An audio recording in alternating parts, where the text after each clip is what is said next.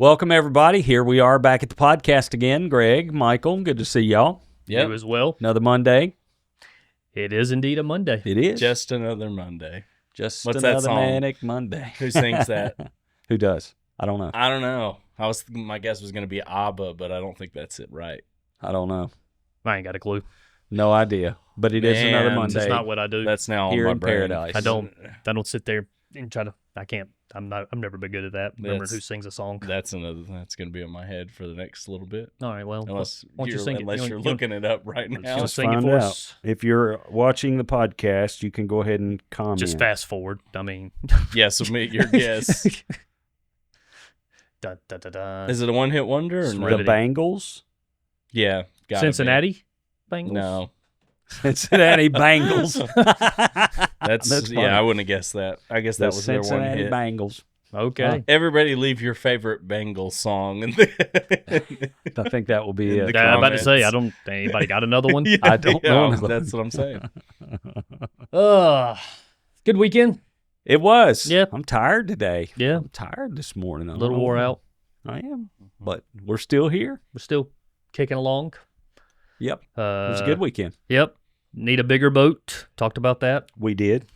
The We did. finale The finale. Yeah. of the short series. That's okay. It's over. No Yep. more Jaws jokes. He finally got to get in there with the verses 2 and 3 of Isaiah 54. That After all this time. Yeah. he's been excited about this for the last couple of months. You guys just don't understand. He walked into the church. I mean, I want to say it was back in May or June, and he he shared this verse like, man, we're gonna do this in August, and it felt so far away, and now we're finally here, and it was as good. It was worth the wait. I'm glad. I'm really glad it was. That's high praise from Greg. What does that mean? It's just It's high like- praise. Like I don't. Okay, It was all right. worth the wait. All I right. don't hear that too This much. is out like of you. when he blamed you for changing the series title. Yeah. I did get blamed for that. Mm-hmm. That whole thing occurred. If the audience wants to know exactly how this happened, I went and we had decided on expansion. So I came in this room in Michael's office, Mm-hmm. said, "What do you think about you're going to need a bigger boat?" He said, "Yeah, we can go with that." I went to Greg to his table down the hall. Hang on. What was I doing at the time? I don't know. I was meeting with another staff member at the time. And I'm just saying, I was in a different conversation that was taking place at that point in time. well, anyway, here's how it played out. Whoever was in the room, I told Greg, and he just stared at me like it was the worst idea in the world. That's what I read into it. So I came back and told He just- Michael, Greg hates it. We're not going to do it. Yeah. Things happen in the blink of an eye. yeah, But after a while, I just didn't care anymore. which is So- also typical of how things go. Would kind of be a long title. Huh? Would kind of be a long title. So we got moved to the subtitle, which eventually just became the title. Which people will remember that, I Yes. guess. Bigger Yes. boat. All right. Well, with that being said, But it's over now. So It is. let's talk about it. Let's recap it. Let's Okay. recap it What a do y'all little have bit. to say about it? I wish we'd have gone with the title. You need a bigger boat. Yeah, well, I'm glad you came around finally after all this time. Yeah, it was cool. We this one changed a bit from Thursday to Sunday for me. I don't know why. I didn't intentionally do it, but I just over the weekend I just really was praying over it. Just kept kicking this message around in my head all weekend long, Friday and Saturday and everything. I don't normally do that, but it just came out with 3 words straight out of the Scripture: enlarge, stretch, and strengthen.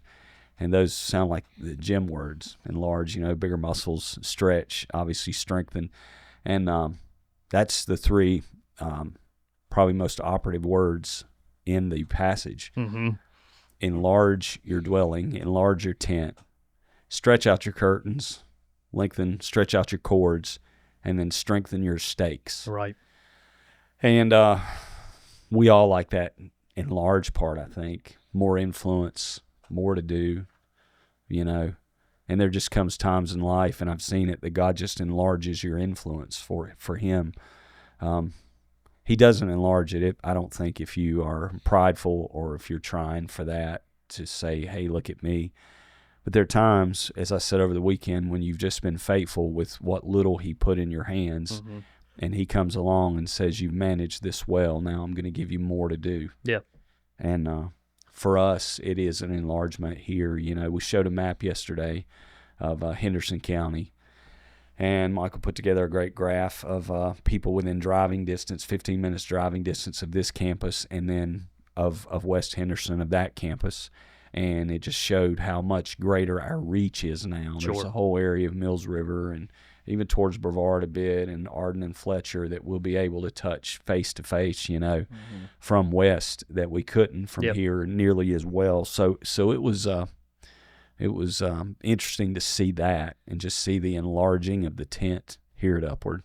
You made the comment about, you know, just kind of the idea of kind of, you know, trying to help answer the question why. You know, why are we choosing to enlarge? Why are we moving forward in that and adding a second campus? Things are going so well here. I think you even said that from the platform. You know, things are going so well, and they are going so well at Flat Rock. I mean, things are going great. You know, we continue to see more and more people say yes to Christ every single week. I think we're over 400 people now for the year have said yes to Christ, which is incredible. It is. But here we are moving forward with enlarging our reach. Why are we doing this?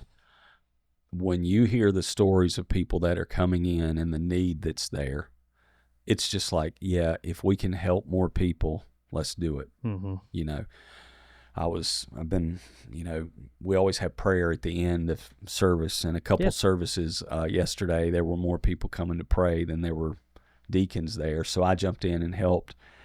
And I had 2 young couples yesterday that just really tugged at my heart.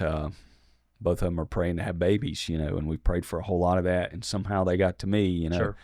And I just thought I could pray with them and I could see their pain, but I could also see the hope that God was putting in their hearts.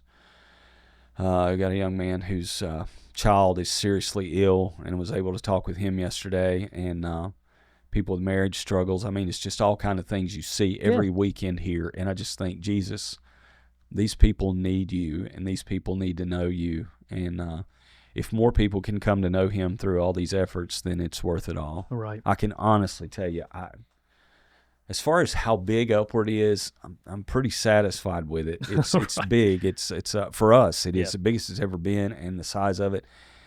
And the joy in being a large church is, I guess you reach a point where it's like, okay, that's enough. And the larger it grows, it becomes harder work and harder to communicate, and you just feel like there's not a lot of joy in just that. The numbers do not bring me joy. I remember when we were 400, when we go over 500, I was like, yay, over 500, you know. And now we've seen a lot more growth than that, and the growing numbers just don't bring me any joy anymore. They really don't. I can see that big number on the page every weekend of this is how many people we had, and I don't get fired up about it. It's just, I like it, and you know me, I always want the numbers to be going in a good direction, but it doesn't bring me joy. What really brings me joy is when somebody comes and said, hey, this ministry really made a difference in my life, in my child's life. And if we can do more of that, and we can do more of that by expanding to another location, then I say let's go. Yeah. We also really strongly felt that God led us to do this. We did not do this on our own. We did not do this lightly. We did not do it because it's what everybody else does. We did it because we had more people coming here to this physical location than we could possibly take care of and service, you know, for terms of parking and sanctuary. You know, we have 4 services a weekend.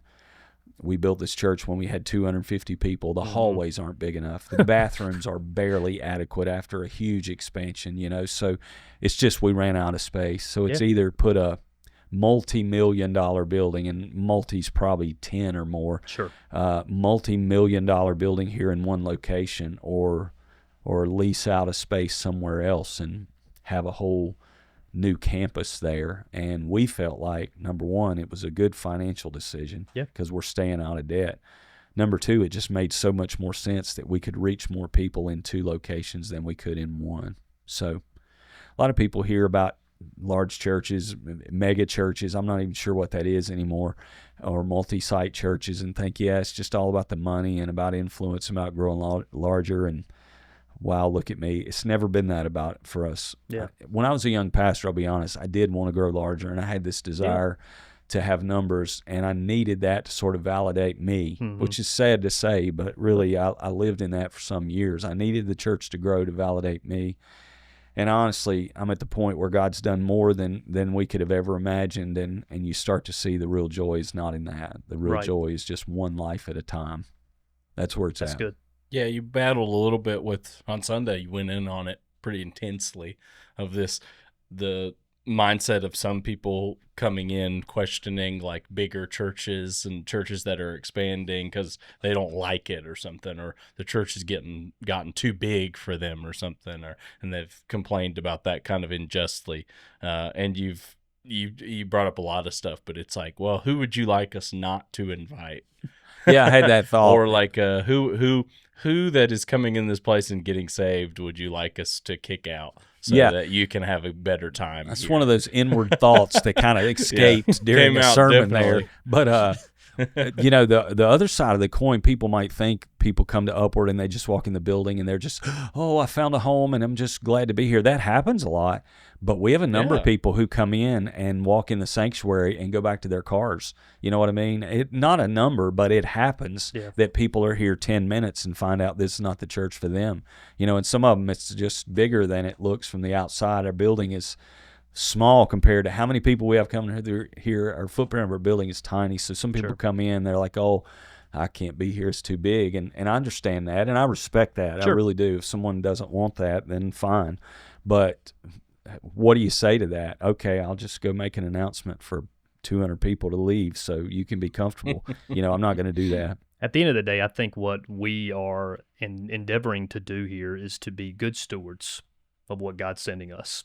And that's exactly right. That's certainly there's certainly a financial component to that, right? Yes. But it's also the people that God continues to send. Yep. I'm amazed every single week of the new people that show up, and I'm still amazed by the number of people that say yes to Christ every single week. And it's like, okay, God, there is a responsibility here that God, you're entrusting these people into our care. And it's not just about getting them into a room. Man, I love how we end each service, and that is with the blessing and commissioning, that we are sending you out here. Because it's not just about the gathering; it's about the sending. God, you're entrusting these people into us. That it becomes part of our responsibility to shepherd them, to disciple them, and to send them out. So we take that seriously. So what's the best way that we can do that? At this point in time in our journey, we've all agreed that the best way for us to do this is to expand by going multi-campus. There is a stretch with it. Yes. We talked about that. The stretch of all of a sudden staff being spread out further than they were, and people. This Sunday I experienced it. This is the second week we've had a soft launch going on there. And I looked around. I'm like, where's this person? I'm like, I haven't seen them. Where are they? Because I'm 2 weeks away from not having seen them. Right. Yeah. I've had to remind myself of about 4 or 5 families, and I'm like, they must be gone. And I'm like, no, they're over at West. Yeah. You don't get to see them every week. Yep. And that just tears me up. I don't like that. There's staff members that we don't see on Sunday now because they're over there. There's a big family. I'm like, I miss them. They're at West. They're working hard over there. Yep. And it's like, okay. You just spread out, and you become fairly vulnerable too at a place like this. You're spread out. Your resources are spread out. The gift and the talents that are in the church are spread out. We're seeing that, and it feels a bit scary. There's a stretch to it, and we really had to step out in faith to do this, because it's like, I never want to mess anything up, and it's like, man, I'm really messing with things now. We're really messing with things, but the expansion, there's a price to it, and anytime you grow, maybe they're pastor listening or business owner or whatever it is, anytime you grow, there's a risk with that. Sure. There really is. I know people look back on big businesses or big churches or whatever and thought, it was just a climb to the top. They have no idea the sleepless nights, the risk that were taken, the emotional and physical energy that was invested into that. The sleepless night last night. I slept good last night myself, but I'm just still tired from Sunday. But yeah, you had those, and we shared a lot of that together as a team over the last many, many years, And so there is a stretch there. It's not easy. It's it's a stretching of us. It's a stretching of our volunteers. It's a stretching of our faith at this point in time as well. Just the way I can just honestly speak for myself over the last year. Man, my faith has been stretched and strengthened over this time. Just the way I've seen God answer prayer through all this. I mean, you shared about the just the financial blessing that we've seen over the last couple of months when we were sitting in that board meeting and made that decision to make that donation towards that strategic ministry partner that we have in the community. And it's kind of like we need still are in need of $400,000, but we're going to give $40,000. And man, just see the way that God has answered that and the financial blessings that have come almost weekly, it feels like. There are two or three major times that we made that decision. Yep. And I'm writing a book on this, telling the story. I'm in chapter 2 now, but we're writing it. But two major times when we needed money for a project that we didn't have. Right. Well, three really, if you count the pandemic, we needed finances, and we decided to tithe either what we had or what we needed. Right. And there was an occasion one time, I think we were redoing the children's ministries and signage and theming all that we have now, and it seems like we needed about $100,000, and we decided to tithe $10,000 into another church for their children's ministry, And we've done that randomly sometimes too, just when we felt led. But this occasion, we're sitting there, we need $400,000 to finish this thing out, and one of our board members just said this statement pretty close to what I said yesterday. When you don't have what you need, just give what's in your hand. And so we decided now's the time for us to give. And, I mentioned it yesterday. Since we gave that $40,000, we've seen prices come down from what we thought they should be. We've seen gifts that we didn't expect come in, and it's been about $125,000 turnaround in that situation just from that standpoint since we gave that offering. So over 3 times, the amount. And we're not giving to get. We're just giving to just stay in the stream of God's blessing, and He provides. Well, you mentioned, about the, certain stakes that we got to drive into the ground as you're expanding, right? And it was the strengthening of those stakes. One of those stakes for us being that we're going to continue to be radically generous. I mean, generosity has been such a big part of how we've seen God bless not just the church, but I mean, so many different organizations that we're connected with through generosity. Man, we're not about to walk away from that, and sometimes that's tested within times like this. This church has been generous for a long, long time. This was a generous people when I came here 28 years ago. We had a community mindset and a giving mindset, but I've just seen God over the years multiply that over and over to a tremendous breakthrough for us. I think when I came here 28 years ago, we struggled, and I say we because I was a part of it, struggle with not having a lot and feeling like we'd never have a lot and feeling like we really couldn't give until we got to a certain place. Sure. If anything, I've learned generosity starts right where you are. It doesn't start with a dream of what might be in 6 years when you get a raise. It starts right now that I'm going to be as generous as I can with what I have. Again, take what's in your hand and be faithful with it, and God puts you That's over good. more.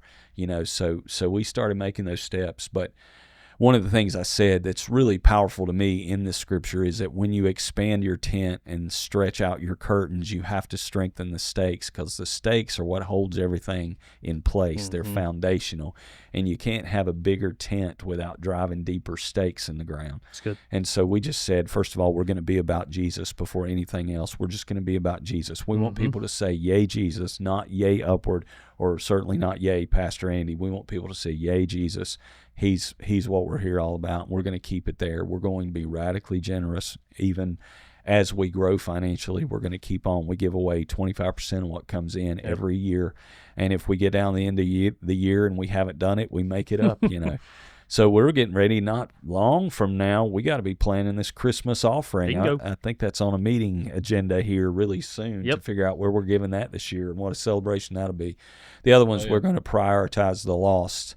And we are going to prioritize people that don't know Jesus and continue to reach them. But the last one was we're going to continue to embrace the supernatural power of God. We are a church who believes in the present day ministry of the Holy Spirit and the gifts of the Holy Spirit, and we will continue to believe that, and we continue to see God do just impossible things that He's doing, and we're believing Him for more.